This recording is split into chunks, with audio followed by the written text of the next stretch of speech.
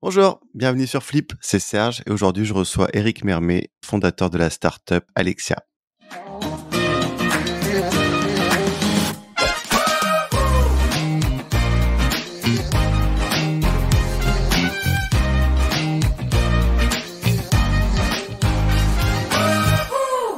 Bonjour Eric. Bonjour Serge. Est-ce que tu pourrais te présenter? Oui, je suis Eric Mermet, je suis le dirigeant d'Alexia, la marketplace des opportunités commerciales. Très bien. Et à quel moment tu as flippé? Alors, le premier flip a eu lieu en 2015 avec la création d'une société qui s'appelle Lead & Go, qui est une société de services spécialisée en développement commercial. Et plus récemment, on va dire un deuxième flip un peu avant Covid avec le lancement de cette startup Alexia. Justement, on va en parler d'Alexia. Est-ce que tu pourrais nous expliquer qu'est-ce qu'Alexia? Donc Alexia est une plateforme d'échange d'opportunités d'affaires qui simplifie la prospection des entreprises. D'un côté, des utilisateurs partagent des opportunités dont ils ont connaissance, et de l'autre, des commerciaux achètent les opportunités qui les intéressent. Très bien. Et justement, comment ça a fonctionné jusqu'à maintenant pour le commercial, avant qu'Alexia soit sur le marché? Oui, c'est toute la jeunesse d'Alexia en fait. Moi, j'ai 20 ans d'expérience en développement commercial, et le constat, c'est que le processus de prospection, de détection d'opportunités est un processus qui reste long, laborieux et coûteux. C'est beaucoup de déplacements, beaucoup d'heures au téléphone pour tenter de joindre des prospects, beaucoup d'emails qui ne sont pas toujours lus. Globalement, un processus assez peu efficient et parfois même démotivant. Le moment était en tout cas venu, me semble-t-il, pour renverser ce processus, faire en sorte que les opportunités arrivent dans les entreprises, en quelque sorte répondre au rêve de tout commercial ou tout dirigeant, celui de recevoir régulièrement des opportunités d'affaires sur son smartphone ou dans sa boîte mail. Très bien. Et justement, c'est quoi les plus-values qu'apporte Alexia pour les commerciaux? C'est tout simplement de trouver de la performance grâce à cette communauté de pairs rassemblés sur Alexia. C'est du gain de temps. Les opportunités ciblées sont envoyées aux commerciaux dès leur publication sur Alexia, ce qui permet au commercial d'avoir les coordonnées d'un décideur qui a un besoin avéré et de pouvoir le contacter très rapidement. Globalement, c'est moins de temps pour cette phase de détection de projets, détection d'opportunités, et surtout plus de temps à construire une proposition compétitive qui est le cœur de métier du commercial. Si je me trompe pas, il y a un côté communautaire sur la plateforme, c'est ça? Oui, très clairement. Notre ambition, c'est de rassembler la plus grande communauté des commerciaux de France. Une communauté, ce sont des individus qui partagent les mêmes intérêts, les mêmes objectifs. En l'occurrence ici, faire un maximum de business et le plus efficacement possible.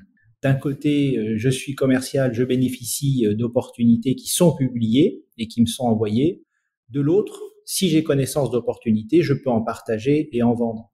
Et globalement, quoi de mieux qu'une communauté pour développer la confiance et le partage qui sont les fondements du commerce. D'ailleurs, en ce début 2021, là, nous proposons à tous les réseaux d'entreprises, les fédérations, les clubs affaires, donc finalement des mini-communautés, la création d'espaces dédiés sur Alexia, de façon à ce que leurs membres puissent partager entre eux des opportunités business en exclusivité. On vient dynamiser le partage business au sein des réseaux d'entreprise.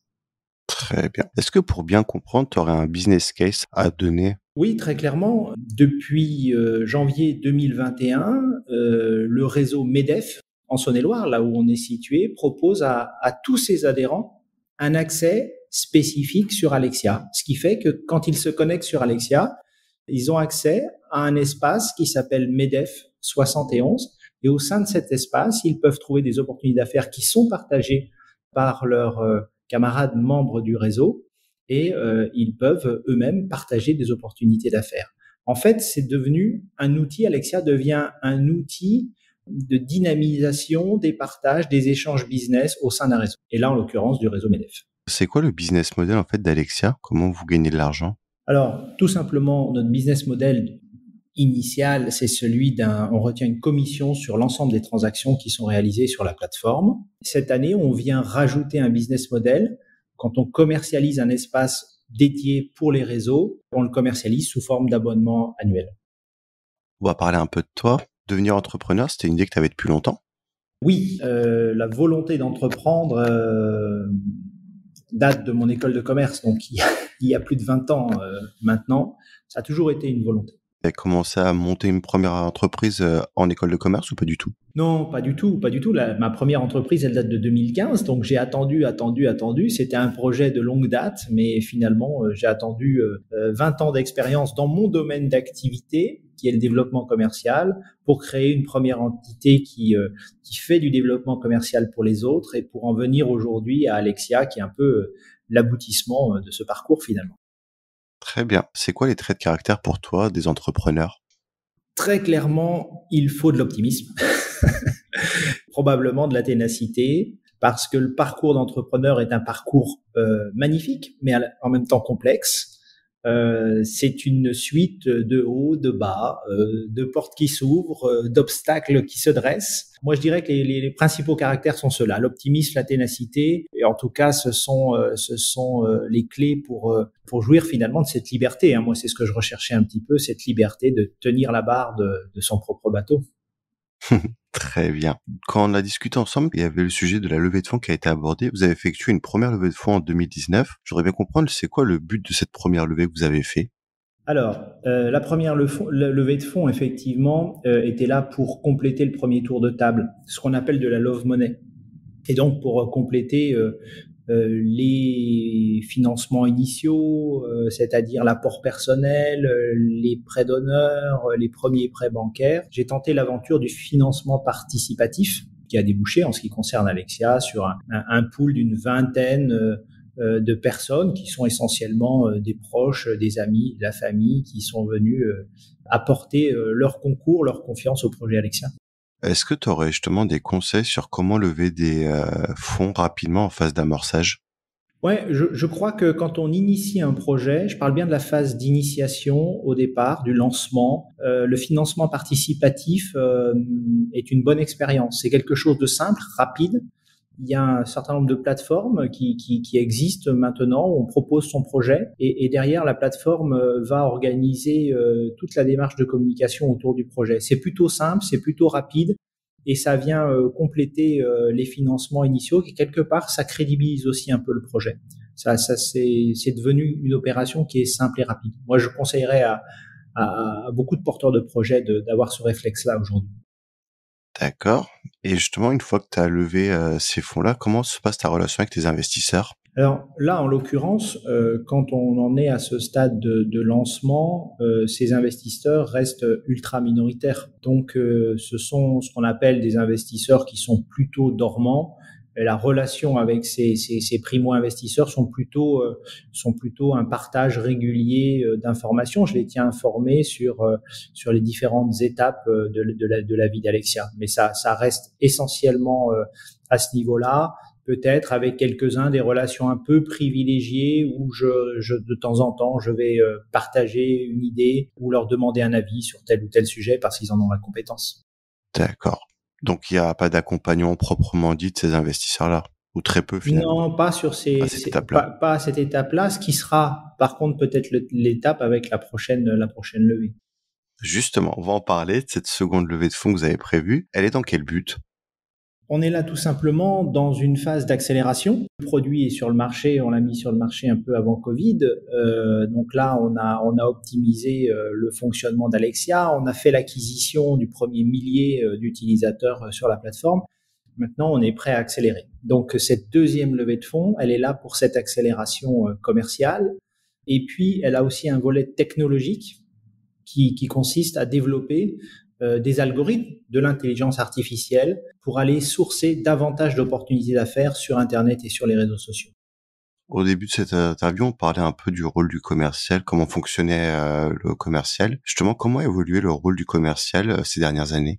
Très clairement, il s'est digitalisé. En 20 ans, on est passé d'Internet à l'email, aux réseaux sociaux, maintenant au marketing automation et j'en passe. C'est très clairement la grosse évolution sur le poste de commercial. C'est qu'il faut allier à la fois la relation humaine, concrète, et en même temps, il faut passer par le digital. C'est un mix des deux, alors qu'il y a quelques années, on était sur de la relation humaine à 100%. Et justement, qu'est-ce qu'a apporté le digital au rôle du commercial? C'est un rôle facilitateur ou pas du tout? Oui, ouais, c'est un vrai rôle de facilitateur, notamment dans la phase amont, c'est-à-dire dans la mise en relation, le ciblage de mes prospects, comment je rentre en relation avec eux, ce qu'on appelle les processus d'engagement, la diffusion d'informations, monter les prospects en maturité par rapport à notre offre. Très clairement, le digital a optimisé on va dire la gestion de la relation avec le prospect et avec le client. Très bien. Est-ce que tu penses que la relation client du commercial et le digital, avec ces deux éléments-là, on arrive à garder ce côté humain? Il est capital en fait. Le digital est un facilitateur, c'est ce qu'on disait tout à l'heure, mais très clairement, la vente est un processus qui est basé sur la confiance. Et donc, l'humain joue un rôle essentiel. C'est d'ailleurs pour ça qu'Alexia se veut une plateforme à la fois humaine et digitale. Et on tient beaucoup à ce côté humain qui rassemble cette communauté de commerciaux, certes en ligne aujourd'hui, mais essentiellement en ligne parce qu'il y a Covid. Mais on a une vraie volonté de faire en sorte que cette communauté se retrouve lors d'événements ou de rencontres en région physiques, parce que partager de l'information, faire du business ensemble, il faut de la confiance. Donc pour avoir de la confiance, il faut de l'humain. Très bien. Et c'est quoi les prochains enjeux de la prospection justement dans les prochaines années? Très clairement, c'est d'aller au bout de cette démarche-là, c'est-à-dire que la genèse d'Alexia, c'est le constat de dire, mais finalement, une opportunité d'affaires, elle est toujours connue par quelqu'un, par une ou plusieurs personnes d'ailleurs. Et il suffit que ce besoin soit transmis directement à des commerciaux capables d'y répondre pour simplifier la prospection des entreprises. Ça paraît tellement simple, tellement évident, mais c'est en tout cas à cet enjeu qu'on essaye de répondre, simplifier la prospection, qui derrière a une double conséquence, à la fois diminuer les budgets commerciaux et marketing des entreprises, et puis diminuer énormément les déplacements dans cette phase de prospection, et quelque part, si on pousse un peu plus loin, diminuer aussi l'empreinte carbone des entreprises. En tout cas, on y contribue. Est-ce que tu auras un chiffre, par exemple, quand tu dis diminuer le chiffre marketing, enfin le budget marketing des commerciaux, avant et après être passé par Alexia? Je pense qu'on réduit de moitié les budgets commerciaux et marketing, parce que là où le marketing et le commerce coûtent cher, c'est tout dans cette phase de détection des opportunités d'affaires. Où sont les projets? Donc c'est ici qu'on a les grosses dépenses des budgets marketing, les déplacements des commerciaux, etc. Donc c'est à minima 50%, je pense. Très bien. En empreinte carbone, justement, comment on arrive à diminuer cette empreinte carbone? Tout simplement la réduction des déplacements. Moi, dans ma vie de commerciale, ces 20 dernières années, j'ai fait en plus beaucoup d'international et j'ai passé énormément de temps dans les trains, dans les avions, pour aller faire des tournées de prospection en Inde, aux États-Unis, en Asie, pour savoir où étaient les projets, où étaient les besoins sur le terrain. Si ces besoins m'étaient arrivés au travers d'une plateforme comme Alexia, on imagine bien la réduction de ces déplacements, forcément de l'empreinte carbone et des budgets en général. Très bien. Avant de se quitter, Eric, on va passer au Flip and Curious. Si tu devais me conseiller un invité pour Flip, tu dirais qui? Ah, il y en a un qui me vient tout de suite en tête. Je ne sais pas s'il est déjà passé ou pas. C'est un collègue de Saône-et-Loire, puisque moi je suis basé à Chalon-sur-Saône. Lui, il est basé à Mâcon. C'est Jean-Paul Medioni, le dirigeant fondateur de la magnifique start-up qui s'appelle Ubi Transport, qui n'est plus réellement une start-up parce qu'elle a récemment levé 45 millions d'euros. Ils recrutent énormément de personnes. Ils sont dans le métier de la digitalisation, de la numérisation, on va dire, des transports en commun. C'est une magnifique start-up et elle a toute sa place, je pense. Très bien. Monter une start-up en dehors de l'écosystème parisien, ça te paraît quelque chose de plus compliqué à faire quand tu es en dehors de cette mouvance, ou ça t'apporte d'autres facilités, ou peut-être une autre façon de monter sa start-up? Je crois qu'aujourd'hui, monter une start-up en France, qu'on soit à Paris, à Chalon-sur-Saône ou à Bordeaux, les écosystèmes sont bien en place. Notamment BPI est partout en région. On trouve des accélérateurs, des incubateurs. Les régions aussi sont là pour aider les startups. Je crois que l'environnement, il est prêt. Il suffit de s'en saisir Mais je crois que c'est pas plus facile à Paris qu'à Chalon-sur-Saône. Je pense que les startups partout en France ont leur chance, à condition de bien s'insérer dans l'écosystème de l'innovation notamment. Justement, Alexia a profité de l'écosystème des régions, de la BPI ou pas du tout? Oui, très clairement. Hein. Dès le départ, on a présenté notre projet à BPI, on a obtenu une bourse French Tech, donc on fait partie de l'écosystème. Et ce qui fait qu'à chaque étape de l'entreprise, on est soutenu par BPI, donc c'est très important. D'accord. Et justement, est-ce que tu aurais des conseils quand on va présenter un projet à la BPI pour bien présenter son projet ou comment faire pour se faire accompagner par la BPI? Oui, très clairement, il y a un certain nombre de codes. Hein. Il faut avoir un business plan qui soit attractif. Aujourd'hui, on parle de pitch deck, c'est cette fameuse présentation en quelques slides de son projet de façon synthétique et avec un prévisionnel. Mais la façon de le présenter à BPI est la même que la façon de le présenter à des banquiers, de le présenter aujourd'hui à des réseaux de soutien aux startups. Je pense au réseau Initiative, au réseau Entreprendre. Voilà, il faut un business plan qui tienne la route avec à l'intérieur des éléments qui sont des éléments clés. Hein. C'est très codé tout ça. Il faut surtout avoir des informations concernant le marché potentiel. Je crois que c'est la clé. Quel est son marché et comment je vais adresser ce marché? Ce sont les éléments capitaux au démarrage. Très bien. En fait, Eric, le prochain grand flip, c'est pour quand? C'est pour tout de suite.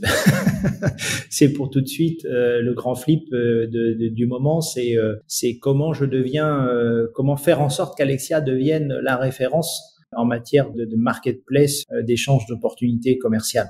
Maintenant, on est sur le marché. Aujourd'hui, il faut devenir la référence. Voilà. Donc c'est une ambition qui est forte, mais petite confidence, je suis moi plutôt partisan de la méthode des petits pas. On est très clairement dans la lignée de la philosophie de ce qu'on appelle le Lean Startup, de la méthode agile, c'est-à-dire un objectif ambitieux, mais un quotidien ponctué par des petites réussites. Et ça, pour moi, c'est capital pour avancer sereinement. Non seulement en collant aux besoins du marché, mais c'est aussi capital pour entretenir la flamme au quotidien des collaborateurs. Très bien. Merci beaucoup, Eric, d'avoir participé à Flip. Merci Serge. Et merci à vous d'avoir écouté. On se retrouve très bientôt pour un nouvel épisode. Au revoir. Si vous avez aimé, n'hésitez pas à liker, partager et commenter. Et vous, le grand flip, c'est pour quand ?